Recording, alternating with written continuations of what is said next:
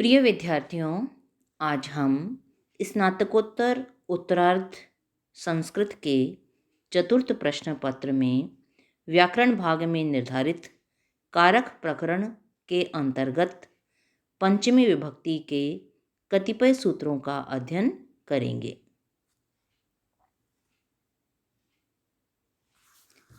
कर्म प्रवचनीय संज्ञा प्रकरण का अध्ययन हमने तृतीया विभक्ति के अंतर्गत भी किया था। आज पंचमी विभक्ति के कतिपय सूत्रों द्वारा भी कर्म प्रवचनीय संज्ञा का विधान किया जा रहा है।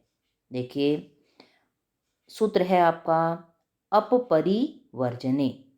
दो पद हैं यहाँ पर, अप और परि, द्विवचन होने के कारण बड़ा ई दिख रहा है आपको। तोड़ेंगे तो आप अपरिवर्जने। क्या कहता है यहाँ पर?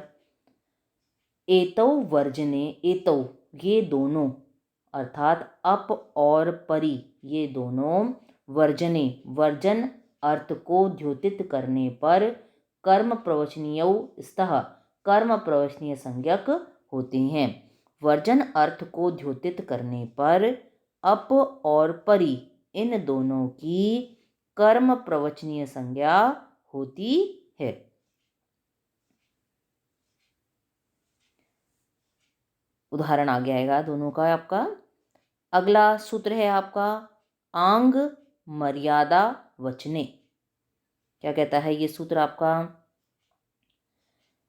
आंग मर्यादायाम उक्त संज्ञः स्यात्। मर्यादायाम, मर्यादा अर्थ में आंग, आंग उक्त संज्ञः उक्त संज्ञा वाला अर्थात कर्म प्रवचनीय संज्ञक स्यात् होता है।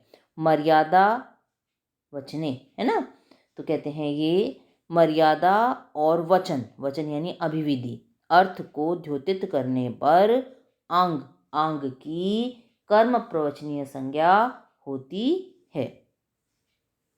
ठीक है, तो पहले सूत्र ने कहा वर्जन अर्थ को द्योतित करने पर अप और परि की कर्म प्रवचनीय संज्ञा होती है। दूसरा सूत्र कह रहा है आपका मर्यादा वचने, मर्यादा और वचन अर्थात अभिविधि अर्थ को द्योतित करने पर आंग की कर्म प्रवचनीय संज्ञा होती है। अब मर्यादा और वचन दोनों का क्या अर्थ है? देखिए, मर्यादा का अर्थ है तेन विना इति, है ना, तो तेन विना, उसके बिना, मर्यादा यानी उसके बिना। और अभिविधि का अर्थ है तेन सह यानी उसके सहित। ये दोनों अर्थ बता रहे हैं। तो आंग मर्यादायाम उक्त संज्ञा स्यात्, आंग की मर्यादा और वचन अर्थ में, अभिविधि अर्थ में कर्म प्रवचनीय संज्ञा होती है।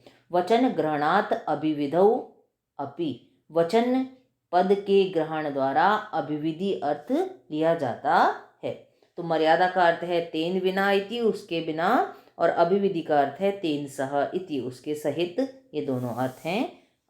इसमें आप क्या रहे हैं? मर्यादा और वचन अर्थ को द्योतित करने पर। अब तीसरा सूत्र क्या कहता है आपका? पंचम्यम पांग परिभी। तोड़ेंगे तो पंचमी आंग परिभी, है ना। अब ये क्या कहता है? एतई कर्म प्रवचनीय योगे पंचमी स्यात्। एतई इन तीनों की कर्म प्रवचनीय, कर्म प्रवचनियों के योगे योग में, इन तीनों कर्म प्रवचनियों के योग में पंचमी स्यात् पंचमी विभक्ति होती है। तो ये तीन कौन है हमारे? अप, परि और आंग। इन तीन कर्म प्रवचनीय संज्ञकों के योग में पंचमी विभक्ति का प्रयोग किया जाता है। कर्म प्रवचनीय संज्ञक अप, परि और आंग के योग में पंचमी विभक्ति होती है। उदाहरण देते हैं इनका एक साथ आपका। क्या कहते हैं ये? पहले अप का दे रहे हैं, अप हरे संसारः, अप हरे संसारः, है ना। तो यहाँ क्या कह रहे हैं? भगवान को छोड़कर परि, अप और परि किस अर्थ में आ रहे थे आपके? वर्जन अर्थ में। वर्जन का अर्थ क्या होता है? छोड़कर, त्याग कर, उनके बिना, है ना। तो हरे संसारः, अप हरे संसारः, तो हरि के बिना या हरि को छोड़कर संसार है, अर्थात जहाँ हरि है वहाँ संसार नहीं है ना। और जहाँ संसार है वहाँ संसार का मतलब जन्म मरण रूपी जो संसार चक्र है वो नहीं है ना। तो कहने का अर्थ क्या हो गया कि भगवान को छोड़कर, हरि को छोड़कर जन्म मरण रूप संसार चक्र विद्यमान है। तो यहाँ अप और परि दोनों वर्जन अर्थ में आए हैं, है ना। तो यहाँ अब दूसरा करें, परि हरे संसारा, हरि को छोड़कर संसार है। तो आप यहाँ बताएंगे यहाँ वर्जन अर्थ को द्योतित करने के कारण अप और परि की अपरिवर्जनीय सूत्र से कर्म प्रवचनीय संज्ञा होगी, और कर्म प्रवचनीय संज्ञक अप और परि के योग में हरे में पंचम्यांग परिभी सूत्र से पंचमी विभक्ति का प्रयोग किया गया है।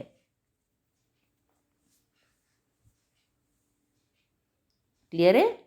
सूत्र उदाहरण ने क्या किया आपका, अप हरे संसारा। देखिए आपका 3 सूत्र हैं यहाँ कुल मिलाकर कर्म प्रवचनीय संज्ञा के योग में। पहले तो कह रहे हैं अप परिवर्जने, वर्जन अर्थात छोड़कर अर्थ में अप और परि की कर्म प्रवचनीय संज्ञा होती है। दूसरा सूत्र क्या कहता है, आंग मर्यादा वचने, मर्यादा और वचन यानी अभिविधि अर्थ में आंग की कर्म प्रवचनीय संज्ञा होती है। मर्यादा का अर्थ है तेन बिना और अभिविधि का अर्थ है तेन सह।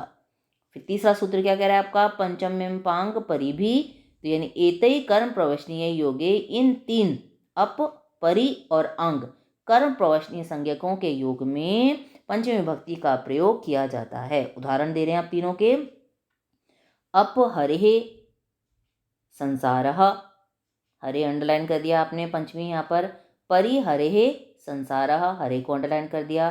तो यहाँ वर्जन अर्थ में अप और परि की अपरिवर्जने सूत्र से कर्म प्रवचनीय संज्ञा होगी, और कर्म प्रवचनीय संज्ञक अप और परि के योग में हरे में पंचम्यांक परिभी सूत्र से पंचमी विभक्ति का प्रयोग किया गया है। स्पष्ट है? अब अगला उदाहरण है इसका आपका उसका अंग का मर्यादा वचन अर्थ में, तो आमुक्ते संसारः, है ना। आमुक्ते संसारः, आमुक्ते संसारः यानी मुक्ति तक संसार है ना।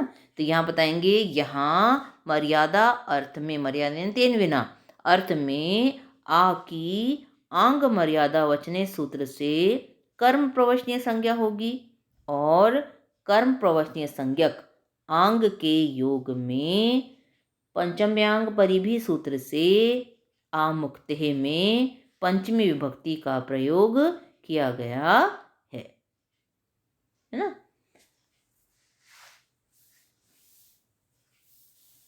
दूसरा अब आप देते हैं अभिविधि का उदाहरण, असकलात ब्रह्म, ये सब कुछ ब्रह्ममय है, तेन सह अर्थ है ना अभिविधि का। तो ये सब कुछ है ब्रह्ममय है, यानी ब्रह्म इसमें विद्यमान है। तो यहाँ अभिविधि अर्थ में आंग मर्यादा वचने सूत्र से आ की कर्म प्रवचनीय संज्ञा होगी, और कर्म प्रवचनीय संज्ञक आ यानी आंग के योग में पंचम्यम पांग परिभी सूत्र से सकलात में पंचमी विभक्ति का प्रयोग किया गया है। स्पष्ट है?